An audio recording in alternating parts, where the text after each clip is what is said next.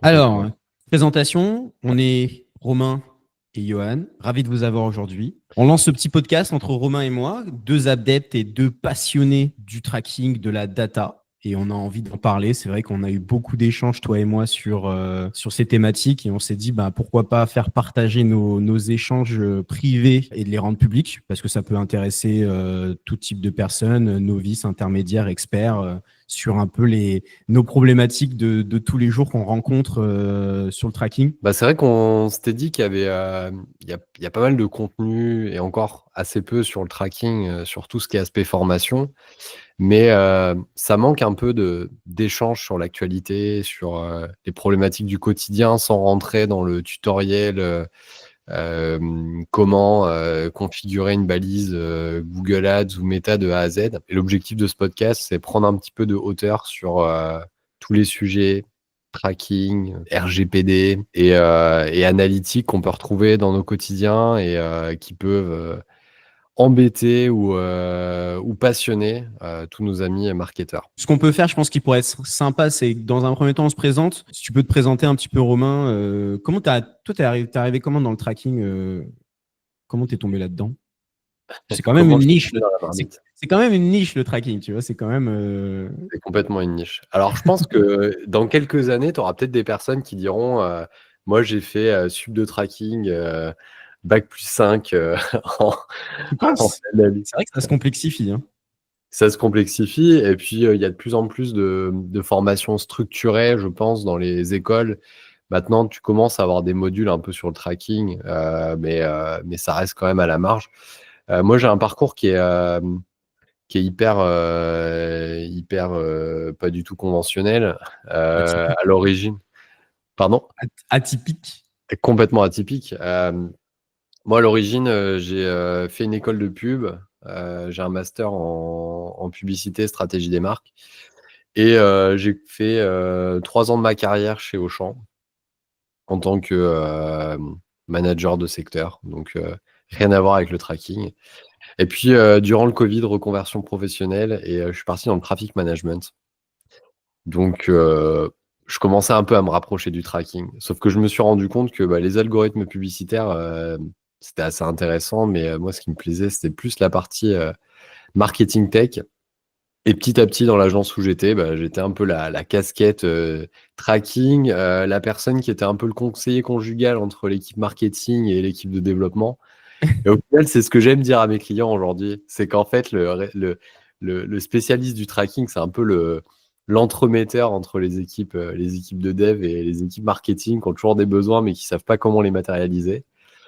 Et du coup, c'est comme ça que je suis arrivé à ce métier de spécialiste tracking, consultant, tag manager. Je sais pas trop comment on peut s'appeler. C'est un peu multicasquette. Ah, il y a plein de métiers. Et je suis à mon compte depuis 2 ans et demi. Donc j'ai 2 ans fondé et demi. Track Analyse. Ça passe. Toi, comme parcours? Attends, mais quand même, je veux rebondir un peu sur le truc parce que sur ce que tu viens de raconter, parce que c'est quand même marrant.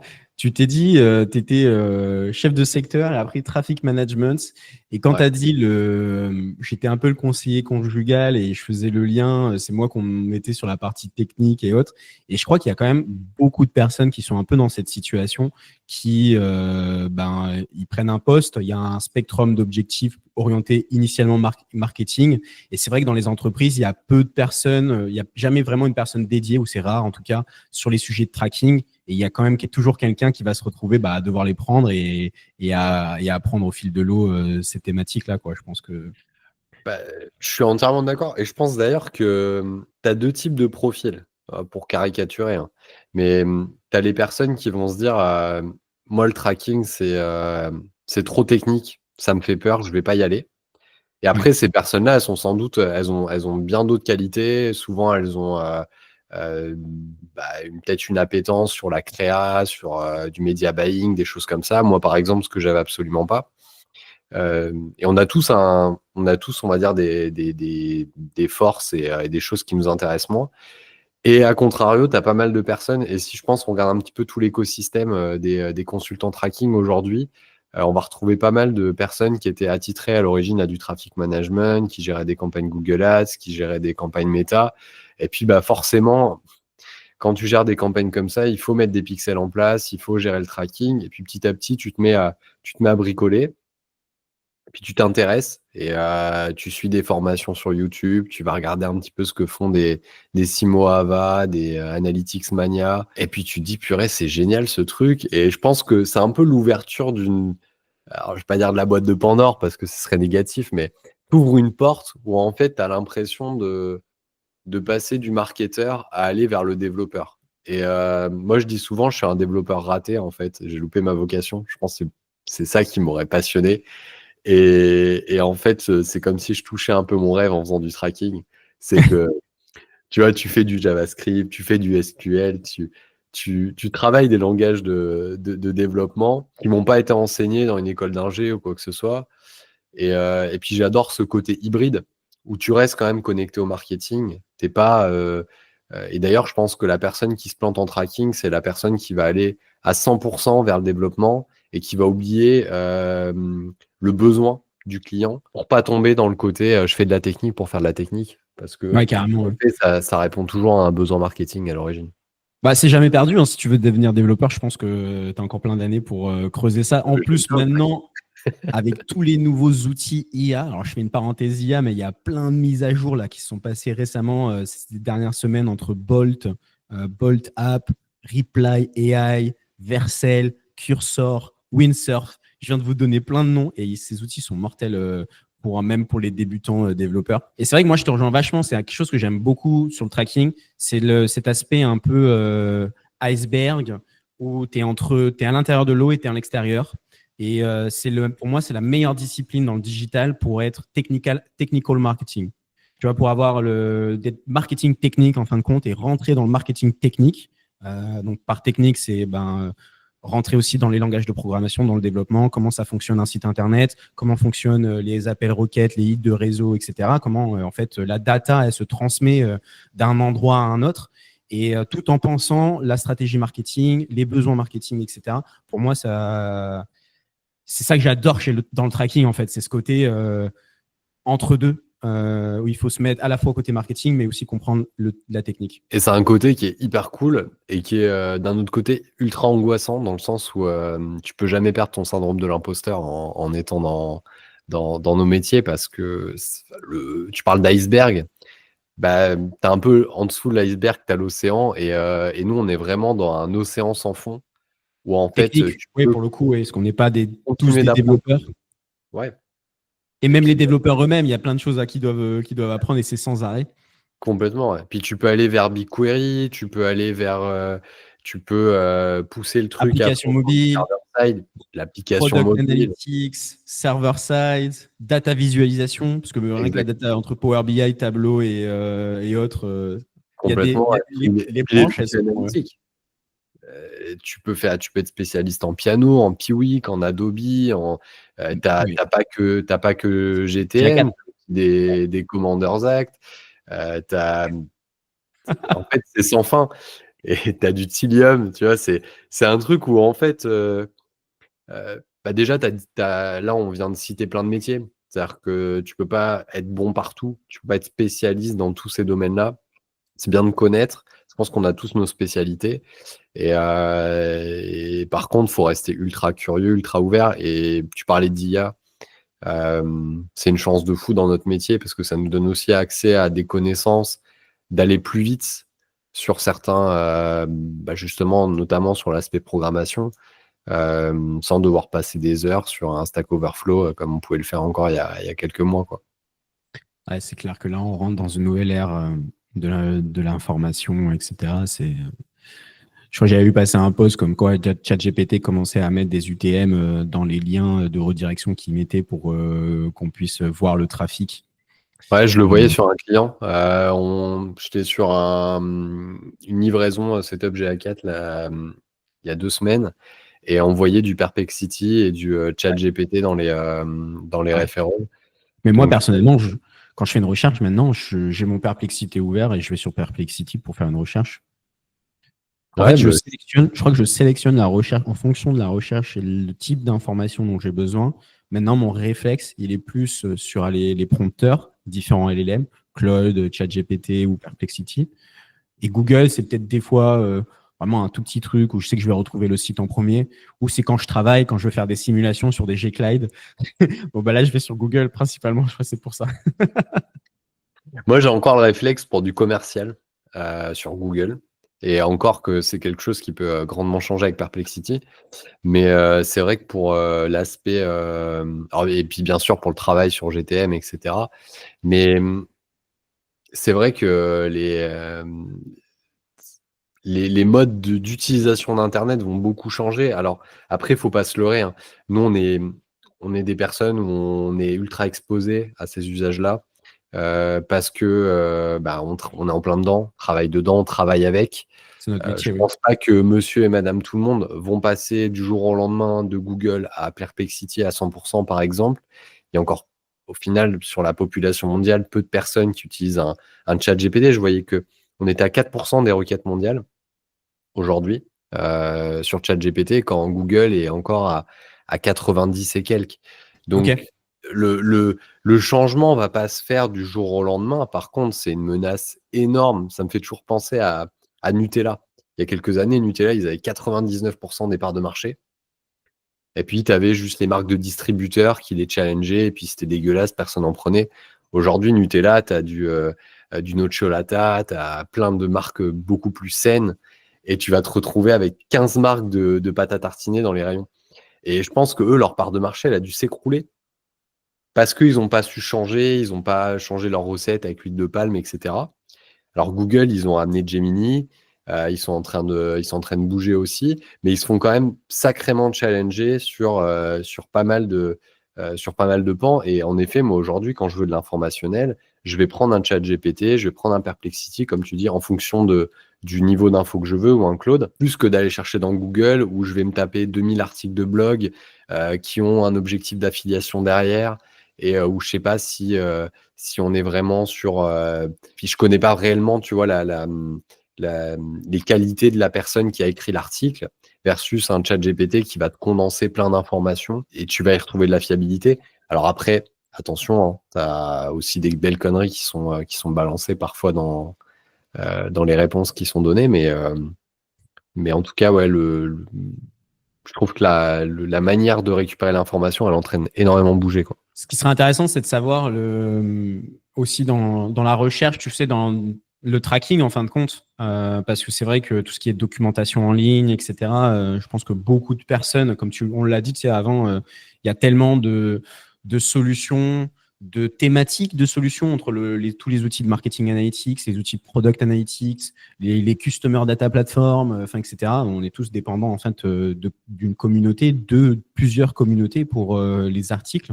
Et savoir un peu comment faire les choses, les tutoriels et autres. Peut-être ça peut aider à synthétiser et à récupérer uniquement l'information dont tu as besoin quand tu bloques sur certains sujets. En fin de compte, le sujet par exemple du moment, c'est je suis en Shopify et j'ai du Node7 ou je ne sais pas faire l'installation avec le checkout extensibility, le nouveau checkout de Shopify, mon tracking, il s'est éclaté la tête. Comment faire pour l'implémentation, quoi. Complètement. Et d'ailleurs, je me pose il y a un truc qui me vient en tête là quand tu parles de ça. Euh, je me pose une question, tu vois, de demain. Est-ce qu'on aura une sorte de search console d'un chat GPT ou d'un Perplexity, par exemple, euh, par rapport en fait à la visibilité que peut avoir ta marque dans un outil tel que celui-ci? Parce que ça peut être un Simplement. changement de paradigme de fou, en fait, quand il va y avoir une adoption beaucoup plus massive. Comment, en fait, se fera le tracking? Aujourd'hui, tu as des UTM qui arrivent sur ChatGPT, tu as du referral sur Perplexity, mais est-ce que tu auras vraiment des possibilités d'analyse SEO? C'est des trucs qui peuvent être hyper intéressants, qui pourront être intéressants à avoir, à mettre en place chez certains clients en suivant comment ça va évoluer, quoi. All right. On a tout de suite jumpé dans l'IA, le tracking, etc. Sur ta présentation, est-ce que tu voulais ajouter un truc? Donc là, tu disais que principalement, tu es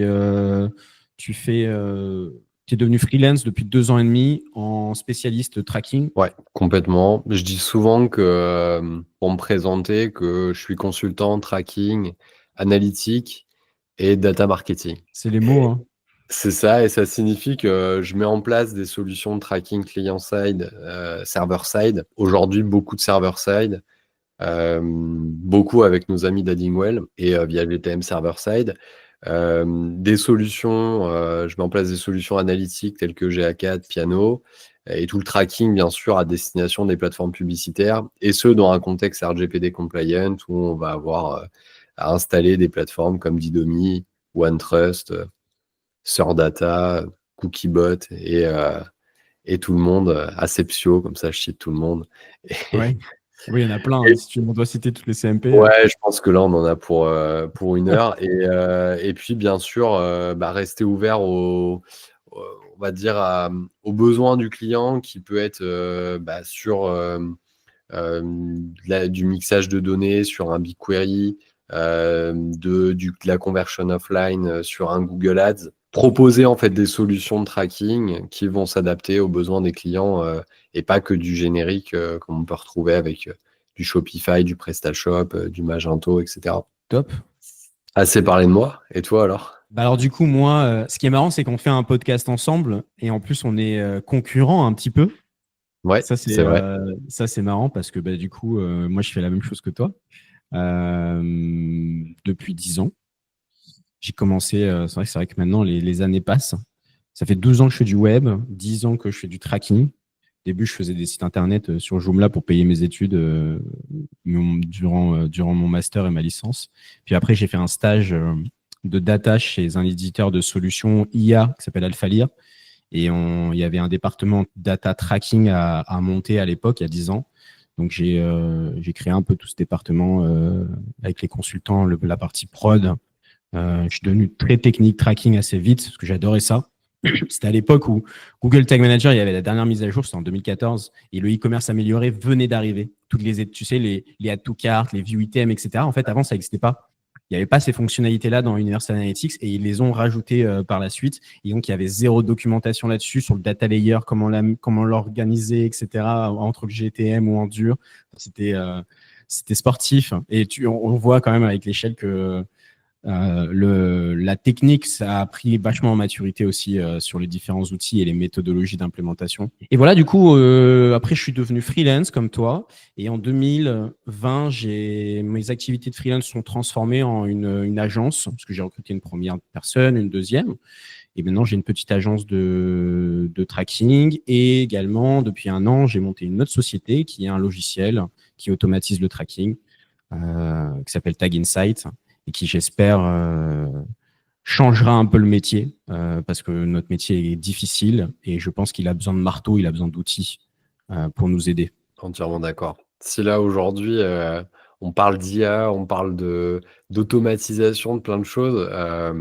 Encore hier soir, j'étais sur du Shopify en train de faire du pur artisanal sur GTM et c'est vrai que alors t'as beau exporter des conteneurs, en importer, te faire des templates, etc. Mais on est vraiment artisan du tracking. On est encore à l'âge de pierre. J'ai l'impression que le tracking n'a pas bougé en 10 ans, si Mais ce c'est n'est un qu'un truc.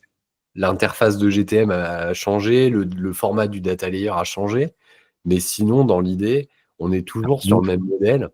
On nous parle pas d'IA dans GTM. Google, ils sont sur l'IA partout, mais tu vois, t'as aucune simplification, t'as Puis rien on est de. tous là avec 14 extensions Chrome, ouvrir la console, regarder la data comme ça, comme des petits plombiers. Ok, là c'est bon, là c'est pas bon, là c'est bon. Des certificats de réseau et tout. Ah non, mais c'est vrai, Ouais, carrément. Et Ouais. tu vois, à côté, tu as le business manager Meta ou Google Ads où c'est devenu des vraies boîtes noires où tu as tout qui est automatisé, tu fous Perfmax et tout. Et tu vois le tracking à côté. Bon, j'ai pas envie de dire qu'on est laissé pour compte, mais pas En loin. plus, ce qui est paradoxal, c'est le tracking. Souvent, quand moi je discute de mon côté avec nos clients, c'est vrai que c'est un peu vu comme une source de problème en fait. C'est-à-dire que c'est indispensable pour tout ce qui est pilotage et c'est ça qui nourrit l'algorithme, les algorithmes des performances publicitaires. C'est donc sans tracking, t'as pas de data, sans data, tu fais rien. Tu pilotes au Euh, clic. ouais, c'est un peu le pipeline de pétrole, mais du coup, ce pipeline, tout le monde s'en fout du pipeline, tu vois. Ouais, C'est-à-dire c'est ça. que tant que ça marche, bon, bah, c'est bon, on va pas faire, on s'en moque. Mais pourtant, le pipeline, le jour où ça casse, à chaque fois, bon, bah, c'est là où on a besoin de nous, quoi. Parce que... Puis t'as pas grand monde qui l'entretient, le pipeline de pétrole, hein. Je voyais un post sur LinkedIn il y a peu de temps là où t'as quelqu'un qui disait il suffit de regarder le, les dates des dernières mises à jour Oui, j'ai dans vu le GTM. post passer. Tu te rends Ah, j'ai compte, adoré. J'ai adoré. oui, tu vois que le GTM, moi je suis déjà tombé une fois sur un GTM, je voyais que les dernières mises à jour elles dataient d'il y a 7 ans. Je dis, Ouais, mais mais après, il y a 7 ans.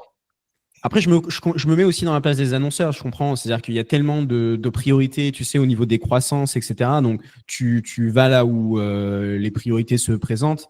Donc, il y a ça aussi. Et du coup, sur Shopify, là, tu disais que tu as fait une intégration. Shopify, tu as un peu galéré. Qu'est-ce qui s'est passé? Tu veux nous raconter un petit peu comment tu as fait c'était quoi les problématiques que tu as rencontrées? Je sais pas si on peut parler de problématiques, mais je dirais que de manière générale, Shopify, c'était un peu le némésis de tout spécialiste tracking sur 2024. Ça veut dire quoi, Nemesis? Désolé, moi, j'ai. Et puis, tu vois, la complexité, quoi, Ah ouais. le poison. Ah, d'accord. Non, mais Nemesis. ouais, C'est tellement compliqué qu'il faut un nouveau, il faut un mot un mot compliqué à la bien hauteur de adapté, quoi. Shopify. Ah, mais c'est sûr, pour remettre un peu le contexte, avant, on pouvait faire du tracking sur Shopify comme sur n'importe quelle plateforme, sauf dans la partie checkout où si tu n'avais pas Shopify Plus, tu pouvais pas traquer les interactions telles que les begging checkout, les ajouts d'informations de panier, un jour d'informations de livraison, et tu pouvais traquer ton purchase. Et puis, ils ont fait une mise à jour qui était disponible à partir de fin 2024, 2023 et Ouais. qui a été effective En- officiellement, obligatoirement, en août 2024. Ouais, là, c'était cet août-là qu'ils ont mis le checkout extensibility. Exactement. Et ça a amené pas mal de bazar sur la gestion du tracking, parce que pour la plupart des setups Shopify, il a fallu forcément mettre à jour le tracking. Avec plein de possibilités différentes. Honnêtement, je pense qu'il y a autant de possibilités que de consultants tracking. Et C'est ça qui est dingue, en fait. C'est qu'il y a autant de façons de faire. on parlait d'artisanal tout à l'heure. C'est Et là, vraiment on est ça, hein. clairement rentré, Artisanal. tu vois, dans le pur artisanal. T'es sur t'es sur un PrestaShop, t'es sur un WooCommerce, t'es sur, alors je vais vraiment parler CMS, mais un Magento en moindre mesure. Mais tu vas avoir la même manière de traquer. Et même sur un site custom, à partir du moment où tu as un data layer, tu vas avoir d'un site à un autre, tu vas traquer ton e-commerce de la même manière. Sur Shopify, tu vas trouver 10 consultants, tu vas trouver 10 manières de traquer différentes. C'est un truc de ouf. Entre les applications, toi, tu passes par une application, si tu passes pas par application. Les customer Exactement. events, si tu passes par les customer events À 100% ou juste sur le checkout. de la sandbox à 100% ou en hybride. Exactement. Chose qu'on avait discuté un peu, toi et moi, là-dessus, les différentes méthodologies. Ouais. Ou si tu peux, je crois que tu peux même, sans passer par l'application, intégrer des événements via le thème liquid. Je crois qu'il y a Ouais, des intégrations exactement. Ouais, dessus. parce que en soi, tu peux intégrer ton data layer Au final, l'application, elle te pousse comme un render qui vient embarquer Et tu as plein aussi de le ne pas installer de GTM et utiliser les applications natives, Facebook, C'est un etc. peu le niveau zéro, et oui, en effet, qui te permet, on va dire, quand tu débarques sur Shopify, de mettre en place ton tracking. Alors bien sûr, tu maîtrises rien, mais c'est une possibilité aussi. Et là, on se dit, OK, déjà, c'est compliqué, et puis tu viens rajouter la CMP par-dessus. Est-ce La que CMP plus le server-side. plus le server-side, ouais, qui est vraiment the cherry on the cake, tu vois. Mais la CMP, ouais, elle vient complexifier parce que la CMP, elle n'est pas tout le temps en fonction du choix de la CMP. Il y en a qui ne sont pas disponibles sur le checkout. Je crois que d'ailleurs, toutes elles ne sont pas disponibles sur le checkout. Alors, tu peux utiliser moi maintenant, j'utilise Shopify Customer Privacy Privacy, API. yes. Mm. J'ai contacté le support d'Idomi. Ils ont mis une documentation pour pouvoir communiquer à l'API les choix de consentement dans Didomi. Donc là, c'est pareil, tu es sur un full artisanal. C'est-à-dire que tu vas venir renseigner toi-même dans le script les vendors, que tu as sélectionné dans Didomi. Derrière, le truc, c'est que tu vas avoir un langage si tu es en hybride, c'est-à-dire que si tu as un tracking qui passe via le thème, via du data layer sur le site, et que sur le checkout, tu passes par les Customer Events, tu vas avoir deux manières de gérer ta CMP parce que sur le site, tu vas utiliser soit le data layer de la CMP, soit tu vas utiliser un cookie spécifique à la CMP sur lequel que tu retrouveras pas dans le checkout. Et là, pour le coup, tu devras t'appuyer sur les événements de data layer de la sandbox, donc à savoir ce que tu vas retrouver dans customer privacy, .init, je ne sais plus exactement le chemin. Et du coup, tu vas avoir un tracking qui va être totalement hybride déjà sur la partie tracking de base, mais en plus, tu vas avoir une gestion de la CMP qui va être hybride entre ton site et ton checkout. Et en fonction de la CMP que tu vas utiliser, ça va être plus ou moins complexe parce que Didomi, tu vas toi-même intégrer des scripts dans le thème. Cookiebot, c'est un tout petit peu plus simple parce qu'ils te fournissent un script avec un fetch qui communique directement avec l'API Shopify. Et si tu utilises Acepsio, eux, ils ont développé une application. Donc, ça se gère automatiquement et ça, c'est plutôt bien fait. Et puis après, bon, forcément, si tu utilises une CMP Shopify comme Pandect ou Consentmo, là, pour le coup, c'est géré nativement. Mais Moi, se je fais pose tout à aussi la main. la question. Pardon? Moi, je fais toujours tout à la main, tout manuellement, comme ça, j'ai le contrôle sur chaque Ouais, moi truc, aussi. etc. Parce que j'ai vu que certains logiciels, des fois, ils disent qu'ils font, et puis je voyais que, des fois ça marchait, des fois ça marchait pas. Et en fait, le problème, c'est que comme c'est moi qui fais c'est nous qui faisons le tracking, si derrière il y a un trou, alors que je suis passé par un autre logiciel et du coup, en fait, j'aime pas me rendre dépendant sur si derrière le reproche peut être fait de mon côté. Donc, je préfère tout maîtriser et au moins je sais que s'il y a un reproche, c'est de ma faute et je peux l'assumer et le corriger en conséquence. Parce que des fois, sinon, tu te retrouves avec des trucs, tu es obligé de dire, non, c'est la solution qu'on a installée, ils ont fait un bug ou des choses comme ça. Et puis en plus, quand c'est des solutions, tu vois, genre Shopify, alors même si aujourd'hui un Pandect ou un Consentmo, tu vois, ça commence à être un peu répandu sur Shopify, Ouais. ça reste des solutions intégrées Shopify. Ça veut dire que tu n'es pas dépendant, enfin, tu es ultra dépendant, justement, tu n'es pas forcément fait de toutes les mises à jour qui peuvent être faites. Moi, en effet, je préfère aussi détenir un peu la chaîne de valeur sur mon tracking et pas avoir un truc où tout va se faire automatiquement et puis où Ouais. demain, tu as une mise à jour et puis d'un coup, il n'y a plus rien qui. Et surtout, tu sais pas d'où vient le problème. Et Et en plus, bonjour après pour auditer, recéter et capter d'où ça vient. Mais c'est vrai que, en fait, je pense que le sujet de Shopify, tu sais, avec cette partie-là, en tout cas cette thématique, tu sais à quoi ça me fait penser? Ça me fait penser un peu à la sortie de GA4. En ouais. gros, quand ils ont sorti GA4, c'était le bordel. Mais vraiment, c'était un gros bordel. Il y avait encore plus de Note 7 qu'il y en a déjà. Il y avait plein de rapports qui n'étaient pas là. On n'avait même pas le taux de conversion. Il n'y avait pas les taux de rebond, etc. Enfin, c'était dans tous les sens. Mais je pense Comme que channel grouping. ouais, mais je pense que c'est dans la culture, tu vois, c'est un peu fake it till you make it. Donc, on sort le logiciel, même s'il est toujours en bêta, il est à moitié prêt. Il faut quand même qu'on avance, il faut quand même qu'on push les choses. Des fois, tu n'as pas le choix. Et je pense que Shopify et cette partie-là, ça me fait penser à ça en tout cas. Je sais pas, tu vois, ils l'ont lancé, mais il y avait encore plein de choses à revoir. Mais en même temps, sinon, tu vas tout le temps tout reporter. Et après, nous, on s'adapte, quoi. Ouais, je suis entièrement d'accord avec toi. Et puis en plus de ça, je pense que, alors autant GA4, ça a posé un vrai problème parce que l'outil en lui-même GA4 est un outil d'analytique. Et quand il est sorti, était un outil d'analytique pas complet, pas performant. Aujourd'hui, on peut critiquer GA4, on peut dire plein de choses, mais les choses vont quand même dans le bon sens. Il y a encore plein de choses à faire, mais ça va quand même dans le bon sens. Shopify, leur business, c'est pas de l'analytique, c'est pas du tracking. Leur business, c'est un CMS e-commerce. Donc autant dire que déjà, même quand le spécialiste du tracking, Google, sur sa version analytique, enfin, sur son produit analytique, sort quelque chose de pas fini, pas abouti, on peut imaginer qu'une solution dont c'est pas la spécialité, quand elle va sortir des fonctionnalités tracking, c'est un produit dans la roadmap. Ouais. Derrière, il y a de l'humain qui est derrière. Est-ce que ces personnes-là, elles sont spécialisées tracking? Est-ce qu'elles ont toutes les difficultés, nous, qu'on peut voir au quotidien et les besoins qu'on peut voir au quotidien? Je sais pas, c'est toujours pareil, c'est que tu recrées en fait un produit en repartant de zéro, tu refais la roue parce que clairement, ce qu'ils ont fait sur Checkout Extensibility, ils ont refait la roue. Et au niveau tracking, ils recommencent tout. On vient dans un monde où en fait on laisse de plus en plus la main, où on a de plus en plus euh, des possibilités de faire des choses sur certaines solutions.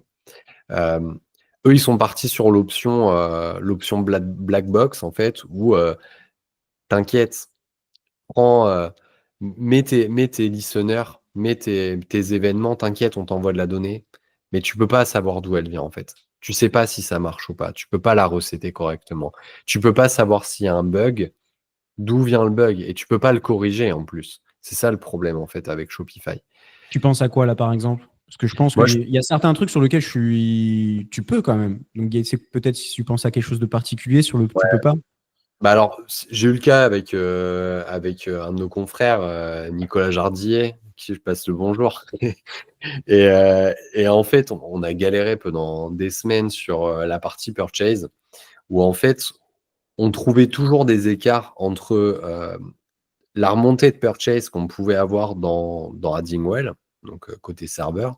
Mais de manière générale, en gros, on avait un écart de purchase entre ce que on remontait dans GTM et ce qui était en réalité dans le back-office du client.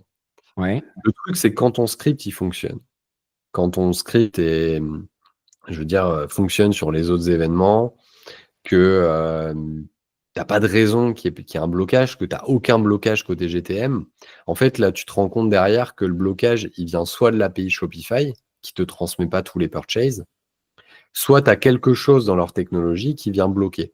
Et ce quelque chose, moi, de ce que j'ai pu en diagnostiquer, c'est certaines fonctions asynchrones, donc les await cookies, que j'utilise plus aujourd'hui. Moi, j'utilise à 100% l'API Customer Privacy pour récupérer les choix de consentement. Parce qu'avant, en fait, j'allais chercher un cookie dans le navigateur via justement ces fonctions-là, qui sont pas des fonctions bricolage, qui sont pas des fonctions où on te dit attention, si tu utilises ça, peut-être que tu vas avoir des problématiques de chargement, etc. C'est des fonctions qui sont dans la doc de Shopify. Et pourtant, comme ça, je perdais 20 à 30% de purchase. Et ça, c'est des trucs où tu n'as C'est pas beaucoup. Ouais.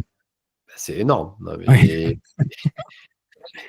c'est juste énorme. Et on était dans le même cas avec Nicolas, on testait plein de trucs. Tu vois, au bout d'un an, tu viens alléger ton customer pixel. Tu viens plus mettre que les purchases. Tu te dis, au cas où tu aies quelque chose qui bloque, Ouais, des tu fois, enlèves il y a une petite variable qui peut faire sauter tout le script, etc. t'enlèves même ta proxification du script T'enlèves admin. une variable par variable.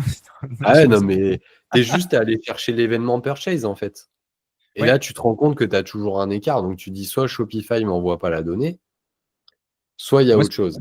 Moi, ce que j'aime bien faire sur la thématique des écarts de données au niveau des transactions, c'est tout de suite de comparer le volume de chargement de la page de confirmation. Ouais, c'est le premier truc Parce que que je faisais. là, comme il est différent du pixel d'achat en lui-même de transaction, c'est pas le même tag. On a un event page view versus un event purchase qui est plus poussé, plus costaud. Mais quand tu compares le volume juste de chargement de page, donc le nombre de fois où le GTM il est bien parti et que ton tag GA est bien parti, bon en l'occurrence GA, et que tu compares ça avec le BO, tout de suite tu peux un peu te trouver, ça te donne une bonne indication si le problème il vient de l'événement purchase ou si le problème il est plus haut, il viendrait peut-être de GTM et de bloqueurs ou d'autres choses. Et ça te permet de tout de suite sniper. Ah ok, c'est là que je dois aller chercher. Eh ben, entièrement d'accord. Et je pense d'ailleurs qu'on devrait se faire un épisode sur comment diagnostiquer les erreurs, enfin les problématiques d'achat. Parce que j'ai échangé avec une personne avec qui je faisais du coaching cette semaine et je pense que je lui ai donné 6-7 pistes pour aller diagnostiquer les Il y en problèmes a plein. d'achat. Ah, il y en a plein. Et je L'autre pense truc que ça j'adore peut faire, faire l'objet c'est les d'un bon. analyses d'écart. Je pourrais même te montrer, là je dois en faire une analyse d'écart. En fait, je fais des tableaux croisés dynamiques parce que des fois, tu sais, en fonction du mode de paiement, ou même, j'avais eu le cas une fois, c'était en fonction du produit.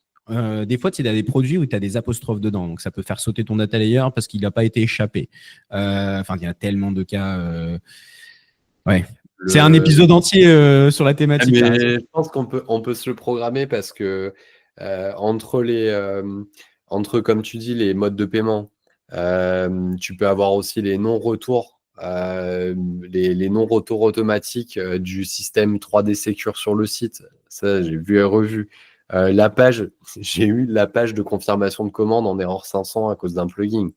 Ouais. C'était le cas Attends, il depuis y en 6 a. mois, c'est en mettant le tracking que tu te rends compte que la page de confirmation en Moi, 500. le meilleur cas, c'était quand c'est un problème de périmètre d'analyse. Donc, le client nous indique que ils ont des énormes écarts, mais du coup, ils incluent les annulés et les cancels dedans. Et tu vois, c'est bien aussi de bien séparer au tout début, OK, l'écart, il est où et c'est quoi le périmètre d'analyse qu'on est en train de faire pour comparer des patates avec des patates, quoi. Je sais pas si c'est ça l'expression, mais Ouais, si, ouais, bon, en tout cas, on la comprend. bon, en tout cas, sur ce premier épisode, merci à tous. On espère que ça vous a plu. On espère Et qu'on pas le va en... dernier. Et ce ne sera pas le dernier, ouais, tout à fait, qu'on va en faire plein d'autres. On va parler de Product Analytics, Marketing Analytics, tous les outils. On peut parler de tout ce que vous voulez. N'hésitez pas à nous dire si l'épisode vous a plu, s'il y a des thématiques sur lesquelles vous voudriez qu'on mette plus l'accent. Nous, on a une liste d'idées avec Romain de thématiques sur lesquelles on aimerait bien parler. On en a abordé quelques-unes sur lesquelles on pourra revenir, je pense, avec Romain. Et en tout cas, moi, ça a été un plaisir, Romain.